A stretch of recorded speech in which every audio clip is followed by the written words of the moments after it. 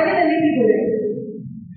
दादा आए, रात पड़ गई, उन्होंने मेरे मुंह में डाली, मुझे बहुत गंदा टेस्ट लगा, आंखों अंदर भी लेती हुई 104 डिग्री बुखार में, और इतने में इंसान बिल्कुल बेहोश ना पड़ा होता है, ज्यादा उनको होश नहीं होता है। मैं 9वीं क्लास में, 8वीं 9वीं की बात है, मैं थोड़ी हेल्दी थी, बड़ी थी, हो रही थी उस समय, घर में दूध था, तो हम लोग खा पी के बड़े जल्दी जल्दी मोटे हो गए थे। और उन्होंने मेरे मुंह में जब रात डाली तो मुझे बहुत गंदा टेस्ट लगा, मैंने उनका हाथ पकड़ लिया, उन्होंने मेरी रात कान में डाली, कान में लगाई, गले पे लगाई, पैरों में लगाई कि अब ये ठीक हो जाएगी बच्चे। उसके बाद उन्होंने मुझसे बोला, पक्का कौन है तू, क्या नाम है तेरे बाप का, क्या नाम है तेरी माँ का? अब मुंह जुबान खुल गया, क्या नाम बताऊं क्या ना बताऊं, और 2 ऐसे मारी अरे चौराहे वाली है, पूरा खड़ा है, बोल दी नहीं है, बच्ची का पीछा छोड़ दे बच्ची का पीछा। फिर से रात मारी, और रात में आंखें खो ही नहीं थी, लेकिन रात मेरी आंखों में चली गई।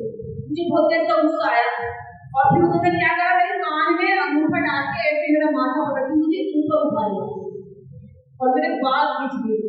और जब मुझे बाल खींचे और मुझे ज्यादा इरिटेशन हुई, तो मैंने जो है दादा का टेटुआ पकड़ लिया, तकिया पकड़ के दीवार में दबोच दिया, नखून दोनों के घुस गए। बचपना था, बुखार था, समझ नहीं थी क्या हो रहा है।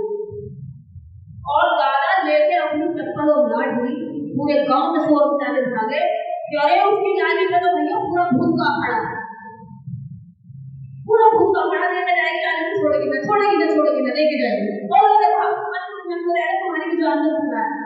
और मम्मी हैरान, घर वाले बोले खीर बनाओ, चमंडा पे चढ़ा के आओ, भार लगाओ, नए दूध की दूध में फेंक के आई थी, और दूध की भार नहीं चढ़ाई, इसलिए हुआ।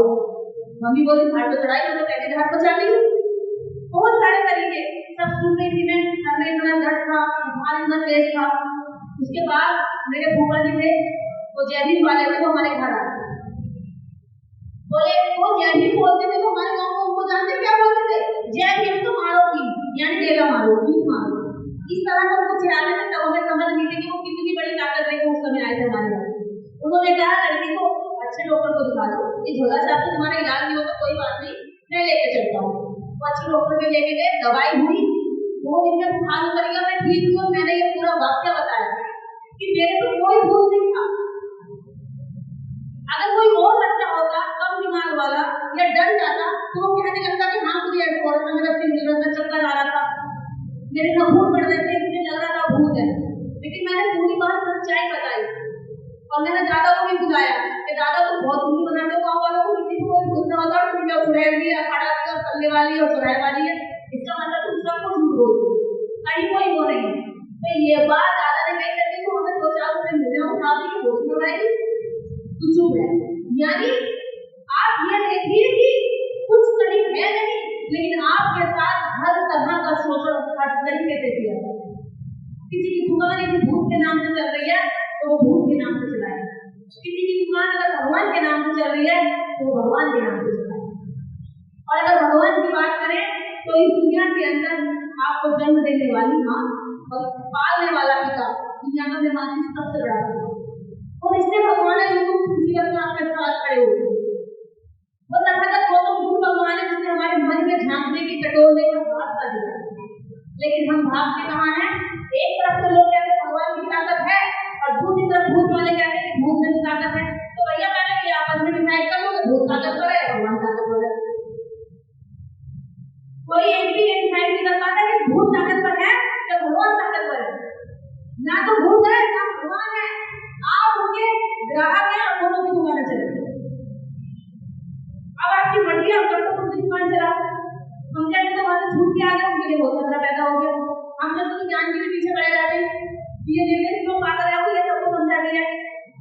हमसे कहते हैं तू जान की बात तुझे खत्म करना, क्यों दूसरों को बताती है, क्यों दूसरों को जलाती है, क्यों महिलाओं में केस लगाती है, क्यों महिलाओं को बताती है हमारी असली तरह। अगर ये हट गई तो हमारी दुकान ही खत्म हो जाएगी, वो हमारे दुश्मनी रखते हैं। आज भी देश के अंदर जितने देर मैं स्पीच कर चुकी हूँ ना, भारत के अंदर हर 3 मिनट पर एक दलित बेटी का रेप हो रहा है, गलत बात, जिसमें मंदिर के पुजारी तक शामिल होते हैं। मंदिर में बैठी बच्ची का केस मंदिर का पुजारी कर देता है। कहाँ जाता है वो देवता, कहाँ जाता है वो की बच्ची तक चीखती होगी, उसके साथ नहीं होना होगा, नहीं आता ना उत्तर। तो इसका मतलब सीधा सीधा है कि आप ही अपनी ताकत के साथ अपने भगवान बनिए, आप ही अपने भगवान को जानिए, आप ही उस शक्ति को पहचानिए जो बाबा साहब अम्बेडकर ने संविधान में आपको। आज भारत के अंदर अगर आंकड़े निकाल के देखे जाएं तो हमारे समाज की महिलाएं सबसे ज्यादा निरक्षर पाई जाती हैं, जिनको अपना नाम भी लिखना नहीं आता। हमारे समाज की महिलाएं सबसे ज्यादा कुपोषण की शिकार पाई जाती है। कुपोषण जानते हैं, कई प्रकार का कुपोषण होता है, लेकिन सबसे अव्वल दर्जे का है एनीमिया। एनीमिया होता है खून में वाइट सेल्स की कमी, खून की कमी शरीर में, जिसको हम अपनी भाषा में कहते हैं खून की कमी, कि मेरे अंदर खून की कमी हो गई।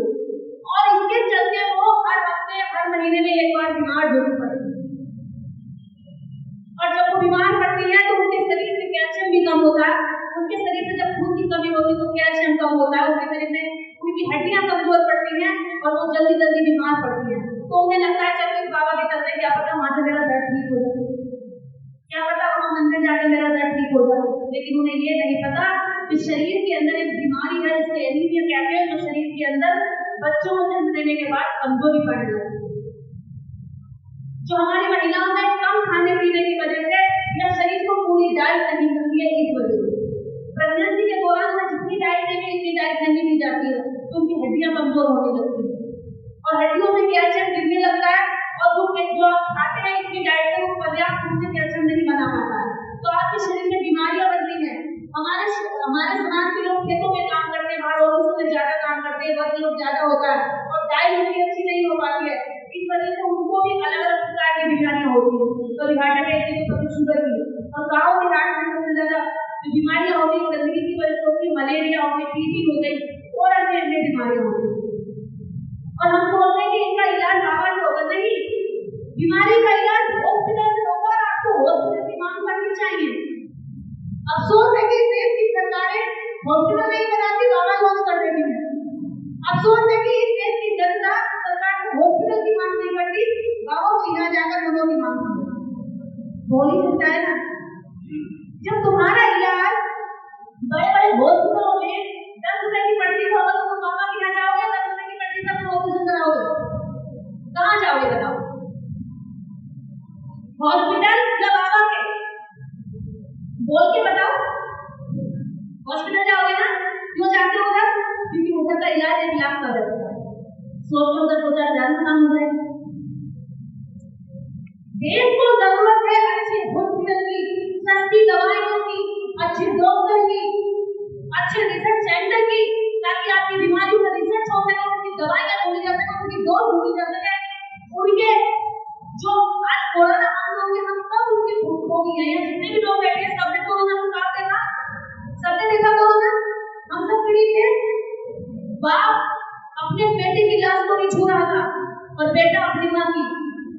जो बाप अपने बेटे को मरते हुए नहीं देख सकता, दुनिया में सबसे बड़ा दुख बेटे का माना जाता है कि बेटा मरते हुए नहीं देख सकता। बाप मां को देख लेगा, पिता को देख लेगा, लेकिन बेटे को नहीं देख सकता। लेकिन कोरोना का दौर ऐसा था कि बाप ने भी अपनी बेटी की लाश को नहीं देखा, बेटे को इंटरव्यू, क्योंकि वो चाहता था कोई मेरे 10 साल बच्चे जीने के लिए जीवे। असलियत, रिश्ते, मानवता उस समय पर पहचाने गए। देखा कोरोना, तो कोरोना के समय भी अगर हम चाहते मोमबत्ती अगरबत्ती लगाते कोरोना मैया बना देते, कोई कोरोना देवता बना देते, तो भागता था? नहीं भागता। सरकार ने कानून का इस्तेमाल किया, आपके जिले में डीएम ने प्रोटोकॉल जारी किया कि कोई भी 5 लोगों से ज्यादा भीड़ खड़ी नहीं होगी, कोई भी बिना मास्क के नहीं निकलेगा, कोई भी बिना दस्तक के बाहर नहीं आएगा। बनाए ये शर्त लागू करी, ये रूल्स लागू करे, आपको बचा लिया। एक दूसरे से संक्रमण होने से बचाया कि नहीं बचाया? हम जो लोग आज यहाँ बैठे हैं, ये पूजा पाठ की सबसे बड़ी बात, कोरोना के टाइम पे मंदिरों में ताले थे, पुजारी मंदिर छोड़ के भाग गए थे और सरकार को लेकर चिट्ठी में मांग रहे थे कि हमारी रोजी रोटी नहीं चलेगा क्योंकि मंदिर बंद है। तो पंडित पुजारियों ने, पंडितों ने सरकार को लिखकर लेटर कहा कि हमें अनुदान दो, हमारी रोजी रोटी नहीं चल रही, हमारे बच्चे भूखे मर रहे हैं, क्योंकि मंदिर से जो आता था वो आ नहीं रहा है। लोग मंदिर भी जाना छोड़ दिए थे, मंदिरों में ताले लगे थे। बड़ी बात यह है कि मंदिरों में जो भगवान थे उनको भी मास्क लगा दिया गया था,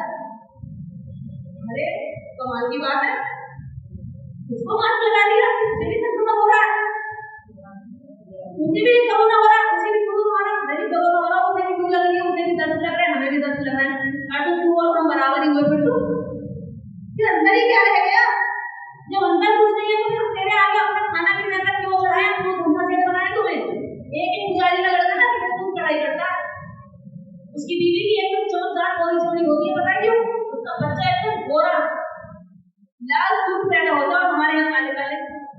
गाँव की महिलाएं देखो, कमजोर होगा, बेजान होगा, और अगर महिला साफ होगा तो तुम दूध पिला तो महिला में जान नहीं बचती है, बच्चे के अंदर आ जाती है, माँ ऐसी हो जाती है, उंगली पा जाती है। क्यों? क्योंकि इस देश के अंदर जो कुपोषण की मरीज हैं वही महिलाएं जो ज्यादा पूजा पाठ करती हैं, जो ज्यादा देवी देवता और पंडित पूजारों के पीछे भागती हैं। अगर आपको अपना जीवन सुधारना है तो आपको अपने को ही भगवान मानने लगे। वो भगवान है जिनसे हमारा जीवन सुधरा, हमारे जैसे लोगों का सुधरा। बहन कुमारी मायावती अगर मुख्यमंत्री बनी तो वो किसी मंदिर में आपने आज तक बहन कुमारी मायावती को ये न देखो किसी मंदिर में वो चढ़ा रही लोटा, देखे नहीं क्या? बहन कुमारी मायावती को किसी मंदिर में आपने देखा? किसी ने देखा है क्या? अब बताओ, हमारे समाज में अगर सफल महिलाएं को उदाहरण दे देते हो तो कितनी ज्यादा कोई है क्या? कोई बहन कुमारी मायावती। तो बताओ, जो महिला 4 बार उत्तर प्रदेश की मुख्यमंत्री रह चुकी, वो कभी मंदिर नहीं गई तो मुख्यमंत्री बनी किसकी बदौलत?